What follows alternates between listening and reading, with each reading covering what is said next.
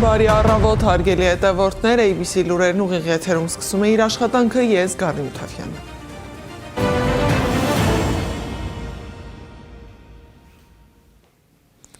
21 ուժ կենտրոնական ընտրական հանձնաժողովում օգտահաշիվ է բացել ընտրության մասնակցության հայտ ներկայացնելու համար։ Իսկ կենտրոնական ընտրական հանձնաժողովը դեռևս որևէ ուժ բացի ՔՊ-ից չի ներկայացրել անհրաժեշտ փաստաթղթերը ընտրությանն առաջադրվելու համար։ ՔՊ նախընտրական շտաբի պետ Արայիկ Հարությունյանը հայտարարել է, որ իրենց նախընտրական ցուցակում կա 283 թեկնածու։ Կենտրոնական ընտրական հանձնաժողովի նախագահ Վահագն Հովակիմյանն էլ ազգային ժողովում էր։ Հովակիմյանի խոսքով ԿԸՀ-ի գերնպատակն է, որ ընտրությունն ավարտվի քվեարկությամբ, որ անկախ նրանից, թե քարոզարշավն ինչ սրությամբ է անցել, ընտրության արդյունքը կասկած չհարուցի։ Սակայն ընդդիմադիր падգամավորները հարցեր ունեին ԿԸՀ նախագահին։ Հարց ու պատասխանը մեկ տեսանյութում առանց մեկնաբանության։ Իշխող կուսակցության ներկայացուցիչը, օրինակ դպրոցի տնօրենը, շատ հանգիստ, շատ անկաշկանդ կարող է ցուցակներում էլ ընդգրկվել, քարոզչություն էլ անել, բայց հանկարծ եթե այդ դպրոցի տնօրենը ընդդիմադիր ալնում, 15 րոպե չի անցնում։ Իր դիմումի համաձայն կամ, չգիտեմ, բան գործից ասում է շատ, այն որ ասում է ակուրատնի ձևով ներխուժում են, որ բան կար, հայտնի մարդ կար, падգամավոր կար, ասում է։ Շատ շնորհքով ներխուժում են։ Տեսեք, երբ որ դուք փաստ չեք ասում, կրկնում եմ, դուք որպես падգամավոր ազատ եք, ձեր գնահատականները տալ։ Մենք կենտրոնական ընտրական հանձնաժողովը հանձնառու է կոնկրետ խնդիրներով հետամուտ լինելու։ Երբ որ այսպես երևույթների մասին կարող ենք անվերջ խոսել, բայց ես չգիտեմ այդ երևույթը իրականում կա, չկա, որովհետև շատ ժամանակ կարող է ուղղակի ասենք այդ երևույթը այն որ ձեզ ներկայացվել է, այդպես չի։ Դուք այստեղից ամբյոնից խոստանում եք, որ այդ դիտորդական առաքելություն իրականացնողների քաղաքական չեզոքությունը գնահատելու եք, շատ ճիշտ, շատ հետաքրքիր պնդում է, այսինքն մենք որևէ բանի բողոքարկելու համար կասելու ենք, այ Հովակիմյանը այնտեղ խոստովանեց, որ դուք պետքա ճիշտ իրականացնեիք այդ քաղաքականությունը, սխալ եք իրականացրել, հետևաբար պատժվում եք, հետևաբար սխալ եք, դրա համար կոնկրետ սահմանված չափանիշներ են պետք, որի իրականացման գործառույթները եւ պարտականությունը դրվել է ձեր վրա այդ ամբիոնից հայտարարված նախաձեռնող խմբի կողմից։ Քարոզչություն սահմանում, այսինքն ինչպես ենք մենք դիտարկում քաղաքական չեզոքության, ասենք խախտում։ Նման սահմանման, որ այսինքն կենտրոնական ընտրական հանձնաժողովը որոշումով սահմանի, նման, այսպես ասենք, պարտականություն մենք չունենք ու ավելին, չէ, տեսեք, որովհետև եթե սահմանենք, մենք ընդհակառակ կարող ենք, այսպես ենք, ծուղակ ընկնել, որովհետև եթե մենք ասենք, այ միայն սա ենք դիտարկում, ընդհանրապես շրջանցելու գործիքակազմն ենք ապահովել, դրա համար մենք ասում ենք, մի խախտեք, հարգելի դիտորդներ, քաղաքական չեզոքությունը, մի խախտեք, ով խախտեց, ստացանք բողոք, ստացանք փաստ, որ որևէ դիտորդ խախտել է քաղաքական չեզոքությունը, այդ դիտորդի հավատարմագրումից զրկելու ենք այդ դիտորդին, վերջ։ Չկան թեկնածուներ, վարչական ռեսուրսի չարաշահման հետևաբար փուլը չենք կարող իրականացնել, նույնը վերաբերում է բարեգործությանը, երկուսի դեպքում էլ թեկնածուի կուսակցության կամ падգամավորության թեկնածուի վարքագծի վրա է կառուցված եզրահանգման տեսակետից էլ քվեարկությանը։ Հիմա այդ ոնց է ստացվում, որ հակակոռուպցիոն կոմիտեն մարդկանց ձերբակալում է, տանում է հələ քիչ է մնում կալանքի, այն դեպքում, երբ որ չկան թեկնածուները։ Հակակոռուպցիոն կոմիտեի գործունեության վարքի որոշումների հետ կապված, խնդրում եմ իրենցից պարզաբանում պահանջել։ Ես կենտրոնական ընտրական հանձնաժողովը կարող է, այսպես ասենք, պատասխան տալ, պարզաբանել իր որոշումները, իր քայլերը։ Իսկ հերթական նիստի հաջորդ հատվածում կառավարության հետ հարց ու պատասխանի ժամներ, որը նման էր քաղաքացիական պայմանագրի ներքին ժողովի։ Ընդդիմությունը բոյկոտել ու չէր մասնակցել հարց ու պատասխանին։ Նիկոլ Փաշինյանն էլ մոտ ժամ ու կես թիմակիցներին ներկայացրել է կառավարության ծրագրի 2025 թվականի կատարման ընթացքն ու արդյունքները, վստահեցնելով, որ հիմա Հայաստանի Հանրապետության քաղաքացին ավելի անկախ է, ավելի խաղաղ, ավելի երջանիկ ու ավելի երկարակեց։ Ազգային ժողովի դահլիճում միջանցքում տեղի ունեցածը ռեպորտաժում։ Ավելի էժան առևտուր Ադրբեջանի տարածքով ԿՊԱ-կան պատգամավոր ու գործարար Խաչատուր Սուքիասյանը խորհրդարանում ճեպազրույցի ժամանակ բիզնես հնարավորության մասին է խոսում ու չի թաքցնում, որ իր ընտանիքի բիզնեսը կարող է օգտվել ադրբեջանական երթուղուց։ Ձեր ընտանեկան բիզնեսները դիտարկում են Ադրբեջանի տարածքով որևէ բան արտահանել, թե ոչ։ Եթե ճիշտ ասած, եթե գնային քաղաքականություն լավ լինի, մեր ընտանիքը չէ ցանկացած ընտանիք կուզենա, որպեսզի ինքը ավելի մրցունակ լինի։ Իհարկե, ես վստահ ձեզ ասում եմ, եւ ես պաշտպանելու եմ այն մարդկանց, ովքեր որ ուզենալու են ավելի մրցունակ լինել, թեկուզ Ադրբեջանի տարածքով։ Իսկ ռուսական կողմից երկաթգծի կոնսենսիոն կառավարման հարցի վերաբերյալ Խաչատուր Սուքիասյանը կարծում է, որ հնարավոր փոփոխությունները կարող են շահավետ լինել նաև ռուսական կողմի համար։ Ես գիտեմ, որ այսօր բավականին ֆինանսական եւ տարբեր խնդիրներ կան, ցանկալի է ինչի, որտեղ Ռուսաստանի հետ կպնելու ենք մենք մեկը ինչ որ մի տեղով։ Եվ լավ կլինի, որ Ռուսաստանը ճիշտ որոշում կայացնի, այդ փոխհարաբերությունները ստեղծի, մեկը Ռուսաստանը նույնպես շահելու է, որտեղ տարածաշրջանը սկսելու է շնչել բավականին այլ երկրներից, որ պատկերավոր չէր, օրինակ Հնդկաստանից ապրանք է գալու Հայաստանով անցնի, որտեղ Ռուսաստանն էլ է մաս ունենալու։ Տարածաշրջանային հաղորդուղիների բացման քաղաքականությունը նոր փուլ է մտնում, արդեն կոնկրետ տնտեսական արդյունքների մասին հայտարարություններով։ Նիկոլ Փաշինյանը պնդում է, Ադրբեջանի տարածքով իրականացվող բեռնափոխադրումները եւ նավթամթերքի ներմուծումը արդեն իսկ գալի ազդեցություն են ունեցել Հայաստանի տնտեսության վրա։ Ադրբեջանական նավթամթերքի ներկրումը ի վերջո այն վերջին գործոնն էր, որի արդյունքում մենք ավարտեցինք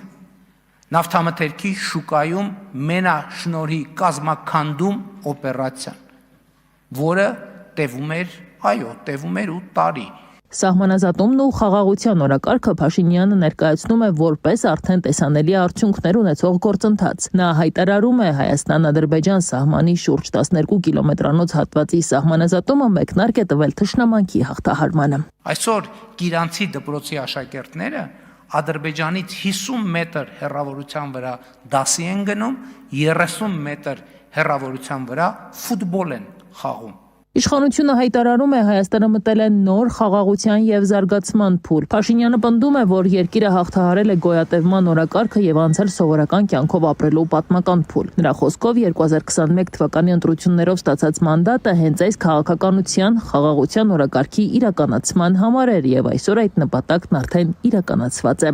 Ղարաբաղը մերն էր եւ այլևս մերը չէ խոսույթը աշխարհքաղաքական թակարդում մեր գտնվելու փիլիսոփայությունն ու հայեցակարգն է։ Իրականությունն այն է, որ Հայաստանի Հանրապետությունը մերը չէր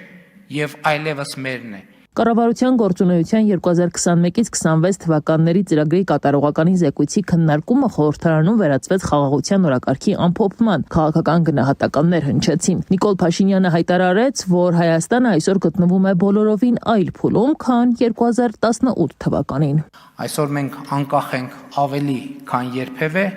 ինքնիշխան ենք ավելի, քան երբևէ, պետություն ենք ավելի, քան երբևէ, ժողովրդավարական ենք ավելի, քան երբևէ, զարգացած ենք ավելի, քան երբևէ, խաղաղ ենք ավելի, քան երբևէ, բարեկեցիկ ենք ավելի, քան երբևէ, անվտանգ ենք ավելի, քան երբևէ։ Սակայն այս գնահատականները շարունակում են մնալ քաղաքական բանավեճի կենտրոնում հարց բարձրացնելով, արդյոք խաղաղության այս ձևակերպված պատկերը համընկնում է բոլոր քաղաքական ուժերի եւ հասարակության ընկալումների հետ եւ որքանով է այն կայուն երկարաժամկետ հեռանկարում։ Փաշինյանը կոշտ է արձագանքում այն քաղաքական ուժերին, որոնք խոսում են խաղաղության փաստաթուղթը վերաբանակցելու կամ փոխելու անհրաժեշտության մասին, պնդելով, որ նման մոտեցումը կարող է բերել նոր պատերազմի ռիսկերի։ Նրա խոսքով խաղաղության գործընթացը չի կարող դիտարկվել որպես անվերջ վերանայվող փաստաթուղթ եւ դրա կայունությունը կախված է այն ընկալումից, որ ձեռք բերված համաձայնությունները վերջնական են։ Հայաստանում ռոռոկման նպատակով խմելու ջրի գործածումը կսահմանափակվի։ Խմելու ջրի խնայողության վերաբերյալ հանրային ծառայությունները կարգավորող հանձնաժողովը երկու որոշում է կայացրել։ Հանձնաժողովը որոշում է կայացրել գյուղատնտեսական հողամասեր ջրամատակարարում իրականացնել միայն այն դեպքում, եթե փաստացի ապրող մարդկանցով բնակելի շենք է։ Մյուս որոշումը վերաբերում է բնակելի շենքերի կառուցապատողներին։ Շինարարության փուլում մատակարարվող ջրի ծավալը կսահմանափակվի շինհրապարակում եղած իրական կարիքներից ելնելով։ Շենքը շահագործման հանձնելուց հետո ջրամատակարարումը կավելացվի ըստ բնակարանների քանակի։ Տեղի է ունեցել Սամվել Կարապետյանի գործի դատական նիստը, փաստաբանները միջնորդություն էին ներկայացրել խափանման միջոց տնային կալանքը փոխելու համար։ Դատարանն այդ հարցը որոշել է քննել առաջնահերթ կարգով։ Դատախազն էլ միջնորդել է 3 ամսով երկարաձգել տնային կալանքը։ Դատարանը որոշումը կհրապարակի վաղը, ապրիլի 17-ին։ Տեղի է ունեցել նաև Փարաքարի համայնքապետ Վալոդիա Գրիգորյանի և Կարեն Աբրահամյանի սպանության գործի վերաբերյալ հերթական դատական նիստը։ Հանրային մեղադրող Անդրանիկ Շահբազյանը միջնորդել է ևս 3 ամսով երկարացնել մեղադրյալներ Նարեկ Օհանյանի և Գևորգ Հարությունյանի կալանքի ժամկետը։ Պաշտպան Վահան Հովհաննիսյանը միջնորդել է փոխել Օհանյանի կալանքը տնային կալանքով։ Դատարանը որոշել է անփոփոխ թողնել և ևս 3 ամսով երկարացնել կալանքը։ Ապրելու երկիր կուսակցության նախագահ Մանեթ Հանդիլյանն էլ համոզված է, որ Վալոդիա Գրիգորյանի գործն ընթանում է ի սկզբանե թելադրված և ուղղորդված սցենարով։ Ակնհայտ է, որ այս գործին առնչվող բոլոր վարկածները չեն ուսումնասիրում և առաջ են տանում միայն մեկ վարկած։ Նման վիճակը չի կարող ընկալվել որպես արդարադատության նորմալ ընթացք։ Այս իշխանությունը պետք է օր առաջ հեռանա, իսկ իրավական համակարգը վերադարձվի իր իրական առաքելությանը, բոլոր գործերը քննելու առանց ուղղորդման և ճնշումների։ Մենք հետևողական ենք լինելու, որ Վալոդիայի սպանությունը ամբողջությամբ բացահայտվի և բոլոր մեղավորները պատժվեն օրենքի ամբողջ խստությամբ։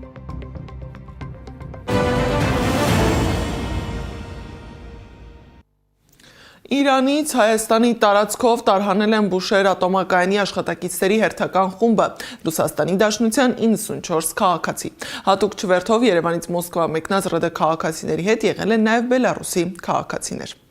ԱՄՆ-Իրան բանակցության երկրորդ փուլը կարող է տեղի ունենալ հաջորդ շաբաթվա ավարտին, կրկին Իսլամաբադում։ Ըստ մամուլում շրջանառվող լուրերի, ԱՄՆ բանակցային խումբը կգլխավորի ԱՄՆ փոխնախագահ Ջեյ Դի Վենսը, կազմում կլինեն նաև ԱՄՆ նախագահի հատուկ բանագնաց Սթիվ Ուիթքոֆը և գործարար Ջարեդ Քուշները։ Իրանական կողմը կներկայացնեն Իսլամական Հանրապետության խորհրդարանի խոսնակ Մոհամմադ Բաղեր Ղալիբաֆը և Իրանի արտգործնախարար Աբբաս Արաղչին։ Սպիտակ տան մամուլի քարտուղար Քերոլայն Լևիթն էլ հայտարարել է, որ Միացյալ Նահանգները դրական է գնահատում Իրանի հետ համաձայնագրի հեռանկարները։